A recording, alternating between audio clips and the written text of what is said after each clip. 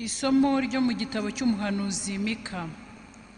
Ragira umuryango wawe n'inkoni yawe ari wo bushyo wahaweho umurage, busigaye ari bwonyine rwagati mu ishyamba ry'inzitane, maze burishe muri Bashani n'i Gilihadi nk'uko byahoze kera.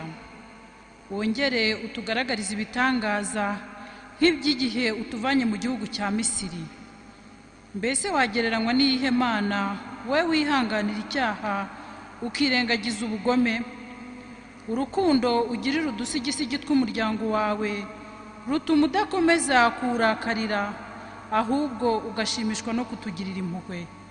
Tugaragarize bundi bushya impuhwe zawe, unyukanyuka ibicumuro byacu, kandi ibyaha byacu byose ubirohe mu nyanja.